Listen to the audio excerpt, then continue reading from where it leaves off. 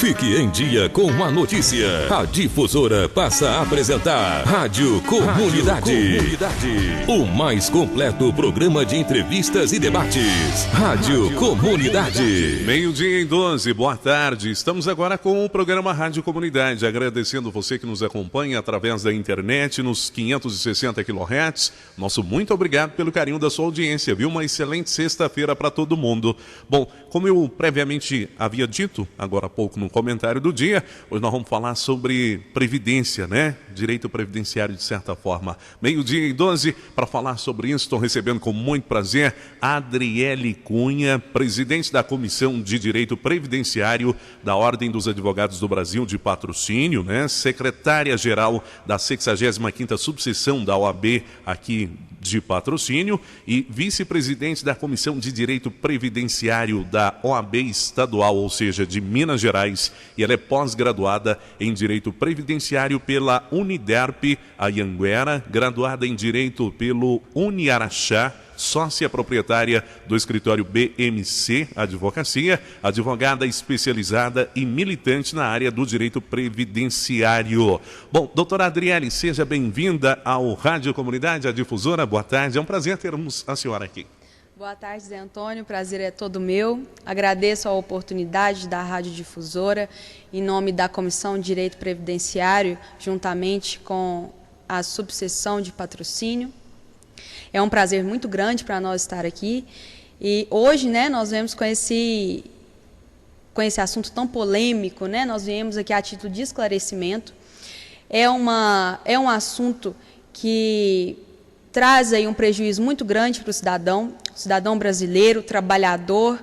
Nós precisamos fazer um esclarecimento para ter vocês conosco, né, junto da OAB, contra essa PEC 287/2016, que aqui no decorrer da nossa conversa eu vou explanar todos os pontos negativos, justificativa da proposta, que não é, né, de certa maneira verídica, né? Então todos esses assuntos no decorrer dessa nossa conversa, eu tenho certeza que vai ser muito bacana.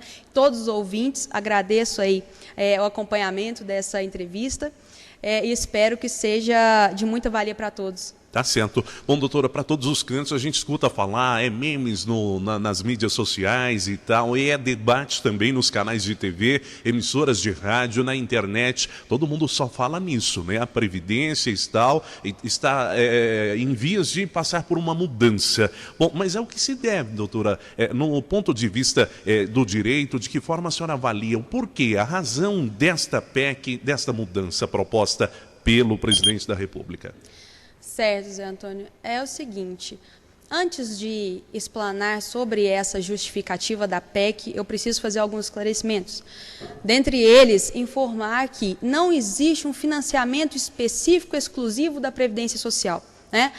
A Previdência Social hoje, ela faz parte de um grupo maior, que se trata da Seguridade Social, e dentro da Seguridade Social, portanto, estamos Previdência Social, Assistência Social e a Saúde.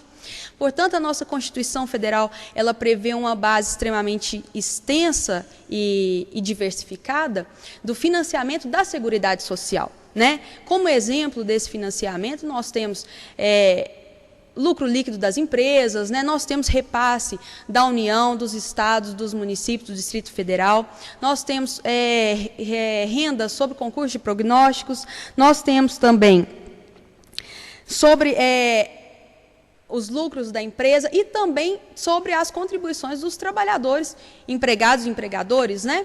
O que o governo federal quer hoje? O que ele fala hoje para a sociedade? Vamos fazer essa proposta, vamos fazer essa reforma à Previdência, porque senão a Previdência vai quebrar. Qual que é a justificativa? De que a Previdência ela é financiada exclusivamente pelas contribuições dos empregados, empregadores e demais segurados da Previdência Social. Isso é uma grande farsa. Não existe esse financiamento exclusivo. A Previdência Social ela está dentro da Seguridade Social. Nós temos dados oficiais diretamente da ANFIP, né? Isso está nos sites da ANFIP, fácil de qualquer pessoa ter acesso. Na ANFIP nós tivemos um acumulado de 2001 a 2013, nós tivemos um acumulado de caixa da Seguridade Social no importe de 711 bilhões de reais. Ou seja, a informação do governo federal de que existe déficit da Previdência, ela é totalmente desarrazoada. A Seguridade... É mentirosa. É mentirosa. A Seguridade Social, ela possui renda suficiente para manter os três órgãos que fazem parte da Seguridade Social. Tanto é verdade que o governo federal, recentemente, ele promoveu o aumento da DRU. A DRU é uma desvinculação dos recursos da União, promoveu um aumento de 20% a 30%, que é utilizado da seguinte maneira: o governo federal vai no caixa da Seguridade Social e retira 30% dos recursos da Seguridade Social que poderiam ser investidos na Previdência para gastos com outras finalidades. Quais são essas outras finalidades que a gente tem visto no país? São os gastos com as dívidas nacionais, né, as dívidas do governo. Ou seja, a má gestão. Má gestão, né? Então, o que vem acontecendo, agora com esse aumento dos 30% da DRU, a gente também vê que a estimativa, né, também por dados oficiais, estimativa de retirada de 120 bilhões de reais no caixa da Seguridade Social. Realmente não existe déficit, na verdade é um superávit. Né? O que está acontecendo é uma má gestão, né? Um desvio de recursos do governo, uma retirada desnecessária, né? Porque a Previdência Social, junto da saúde e da assistência, tem caixa para se automanter. Agora, doutor, o que nos estranha muito é que até economistas, né, estão dando entrevistas, inclusive, falando, não sei se pró ou até mesmo pró-governo, ou se até mesmo é porque não entenderam muito bem a situação, mas eles estão dizendo que realmente tem que se fazer uma reforma previdenciária, porque senão daqui a pouco não se aposenta mais ninguém nesse nosso Brasil e tal. Então, quer dizer que isso não existe. Não existe. Realmente, o que deve ser feito é até um posicionamento da OAB, do Conselho Federal da OAB, né? Cláudio Lamar, que já se manifestou, no sentido de que a OAB apoia, sim, né, que seja feita uma reforma, mas uma reforma no sentido de evitar essa má gestão, de se evitar o desvio dos recursos, né, desmotivado, ou ainda que se retire em prol do trabalhador para sanar uma dívida pública, que o trabalhador não pode, por si só, ser prejudicado. Né? Então, nós não estamos a favor desta PEC no sentido de que não podemos reduzir drasticamente os direitos dos trabalhadores que foram conquistados às duras cargas, né, durante os longos anos. Né? Então, nós não podemos reduzir direitos dos trabalhadores. Se for para fazer reforma, que se faça quanto à má gestão desses recursos. Agora, doutora, quando a gente fala reduzir direitos do trabalhador, quais são os principais, a priori, que se essa reforma, da forma como está sendo trabalhada por parte do Congresso e tal, passar? O que a pessoa que trabalha, o assalariado, já vai ter de corte imediato? Zé Antônio, um tema extremamente extenso, mas nós podemos aqui fazer algumas pontuações. Dentre elas, idade mínima para aposentadoria de 65 anos, tá? Pensão por morte paga inicialmente com 50% do benefício, desvinculada ao salário mínimo legal. Isso é uma grande alteração e um grande prejudicial, principalmente na nossa região. Tá? Nós temos também tempo mínimo de contribuição em 25 anos para aposentadoria parcial, tempo mínimo de contribuição em 49 anos para aposentadoria integral, levando em consideração a idade mínima. Tá? Hoje não tem nada disso. Hoje não tem nada disso. Nós temos, sim, o tempo de contribuição parcial e integral, mas tempos bem menores, bem reduzidos, questão de idade também. Tá? Então, nós temos a idade mínima para se receber benefício assistencial, que todo mundo conhece como LOAS, né, em 70 anos. E temos também a proibição de acumulação da pensão por morte com a aposentadoria. Tá certo. Agora, com relação a esta equiparação da idade, doutora, para a aposentadoria entre os trabalhadores, é uma das grandes alterações, até porque existem trabalhadores que são sujeitos a condições especiais do trabalho, até mesmo a mulher com a dupla jornada frente ao trabalho doméstico. Uhum. Isso mesmo, Zé Antônio. Nós temos, inclusive, um estudo muito sério, né, da Organização Internacional do Trabalho, que concluiu que as mulheres possuem uma jornada semanal de 17 horas em suas atividades domésticas, né, enquanto o homem, em contrapartida, possui uma média aí de 4 horas semanais em atividades domésticas. Então, nós sabemos que a mulher, ainda que nessa busca de igualdade, a mulher ainda sofre essa diferenciação, né? Então, reduzir, o que a mulher tinha um benefício de se aposentar com 5 anos a menos do homem e agora equiparar os dois, é um grande prejudicial, sim, para a mulher, no caso que vai aposentar com a mesma idade do homem, mesmo tendo essas 17 horas a mais da dupla jornada, no caso do trabalho doméstico. Tá? Nós temos também algumas alterações quanto aos trabalhadores rurais. Trabalhador rural trabalha debaixo de sol, chuva, ele não tem o dia de descanso, ele tem que trabalhar todos os dias, né? A colheita dele é frequente. Esse trabalhador também, nós começamos a pensar, como que esse trabalhador vai conseguir até 65 anos de idade? Será que ele vai conseguir manter o trabalho ali constante? A labuta Será que ele rural, vai ter uma qualidade de vida depois de 65 anos? Né? Será que ele vai ter essa vitalidade para concluir esse trabalho? Né? Então a gente começa a ter um receio quanto a possibilidade da aposentadoria. Será que ele vai conseguir chegar lá? O mesmo raciocínio nós utilizamos para quem está na construção civil, que trabalha sob essas condições especiais, né?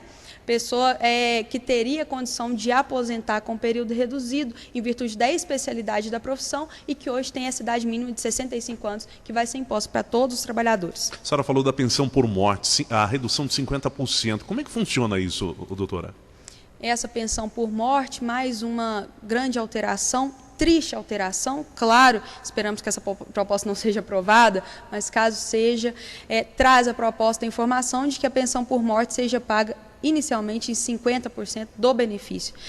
Tem um acréscimo de 10% por dependente, né? Então, inicialmente, se é um casal, né, sem filhos, faleceu o marido, a esposa fica ali apenas com 50% do benefício, né, sendo que a renda total, se fosse usada para arcar com as despesas domiciliares, então, portanto, na ausência de um, eles teriam só metade desse benefício. Outra coisa, questão de pensão por morte, vamos pensar o seguinte, uma família onde marido e mulher sejam aposentados, nós chegamos numa situação que, se um falece, a esposa, a viúva, ela não pode continuar com a sua aposentadoria se ela quiser receber pensão por morte, né? Ela tem que optar entre um dos dois benefícios, o que é também um grande prejudicial que não acontece hoje em dia. Agora, doutora, e quanto à aposentadoria em si, como ficam as regras previstas nessa PEC 287/2016? Olha, as regras para a aposentadoria, eu vou tentar ser bem breve nesse quesito. Aposentadoria parcial, que antes era concedida ao homem com 65 anos de idade e à mulher com 60, após 180 meses de contribuição, ou seja, 15 meses, com a renda de 70% mais 1% por ano trabalhado, o benefício, agora será para homens e mulheres aos 65 anos de idade, após 25 anos de contribuição, com renda de 51% mais 1% a cada ano trabalhado, ou seja, no máximo 76% do benefício. Também uma grande perda aí para os trabalhadores que vêm com essa aposentadoria por idade, que é o que a gente fala, aposentadoria parcial, aposentadoria por idade. 24% fica para quem? Não fica para ninguém, né? O trabalhador deixa de receber, vai para onde? Para o bolso do governo, certamente, né? O que não acontece hoje. O que não acontece hoje. O que não acontece hoje. Para a aposentadoria integral, também nós tivemos algumas alterações. Antes era exigido 30 anos de contribuição para as mulheres, 35 anos de contribuição para os homens, né? Agora, ambos deverão apresentar 49 anos do tempo de contribuição. Também vão ter que trabalhar aí mais duros anos se quiserem ter essa aposentadoria integral, né? Se antes já muita gente encontrava dificuldade, imagina agora. Tem até um ouvinte questionando aqui, ó, Zé Antônio, boa tarde, ainda se aposenta com 35 anos de contribuição? Ainda se aposenta. Lembrando que essa PEC, ela ainda não foi sequer aprovada, né, na Câmara. Ela foi lançada, nós ainda ela vamos ainda está passar. num projeto sementinha. Isso. Agora que ela foi, os quesitos técnicos dela foram aprovados pela Comissão de Justiça, né?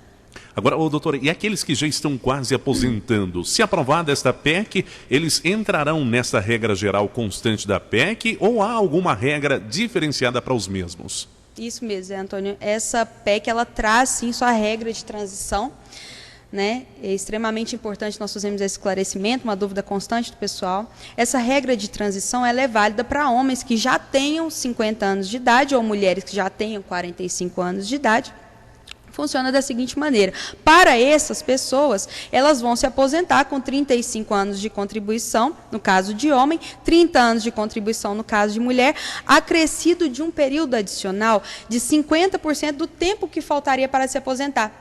Né? Ou seja, se no caso de um homem ele tem 35 anos de contribuição e ele já tem lá os 50 anos de idade, esses 5 anos que faltam seriam somados de mais 50%, ou seja, 2 anos e meio. Então ele se aposentaria com mais 7 anos e meio. Tá certo. Tá? Doutor, e agora, quais são os trâmites desta PEC 287 de 2016? Olha, os trâmites, conforme eu ressaltei, respondendo à pergunta do ouvinte, quinta-feira última, na madrugada, foi aprovada pela Comissão de Constituição e Justiça, por 31 votos contra 20, favorável à tramitação da PEC. Eles fazem uma análise técnica mesmo, dos requisitos técnicos, para saber se ela pode ser analisada a título de promulgação. Então, essa PEC, ela agora vai passar para a Câmara dos Deputados e o Senado, onde é necessário 3/5 dos votos, né, para aprovação da proposta de emenda à Constituição. Quem está agora caminhando para uma aposentadoria, se aposenta agora, agiliza o processo ou deixa para depois, espera para ver? Olha, eu não aconselho esperar para ver, né? Até porque a pessoa tem esse prejuízo até na regra de transição. Então, quem já tem o período necessário, o tempo de contribuição necessário, 35 anos ou 30 anos para aposentar, que corra atrás do seu advogado, que já entre com esse processo, né, para tentar já a sua aposentadoria. Mesma coisa na idade. Agora, quem ainda não tem o período, realmente tem que esperar. Se essa proposta, se essa emenda ela for aprovada, aí a pessoa entra na regra de transição. Agora, quem já tem o direito hoje de se aposentar, quem já tem idade, já tem o tempo de contribuição, não precisa se preocupar quanto à perca de direito, né? Existe um direito adquirido. Eu como mulher, tenho 30 anos de contribuição, tenho a idade necessária, eu não preciso pensar que a PEC vai me influenciar. Só me influenciaria se eu não tivesse o tempo necessário de contribuição. Né? Ou, no caso, por idade, o tempo necessário, a idade necessária. Né? Quem já tem o direito adquirido, essa PEC, ela não foi aprovada, mas quando for, e se for, esperamos que não, né? Se for aprovada, ela não atinge quem já tem direito adquirido. Apenas quem instituir os critérios para aposentadoria após a emenda entrar em vigor.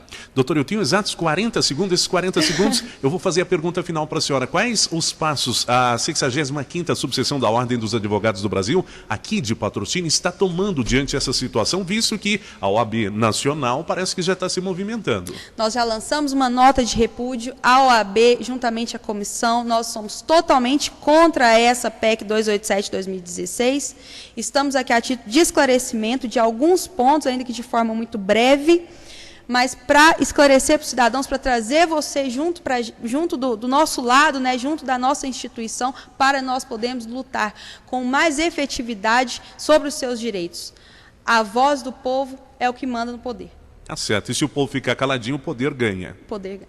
Doutora, tem algumas perguntas aqui, eu lamentavelmente não vou ter a oportunidade de fazer, mas a senhora, eu até quero fazer um compromisso para a senhora voltar numa próxima para a gente falar. Tem gente querendo saber sobre o auxílio-doença, tem gente querendo saber aqui sobre se vai perder a aposentadoria e tal, coisa do tipo. Numa próxima. Muito obrigado. Leva um abraço para o doutor Benedito, seu pai, que é uma sumidade, eu diria até, no direito aqui na região de Patrocínio. Agradeço a oportunidade, o abraço será enviado. Todos juntos contra a PEC 287. Obrigada. 12h30. Vem aí o Jornal da Itatiaia. A todos um abraço, boa tarde.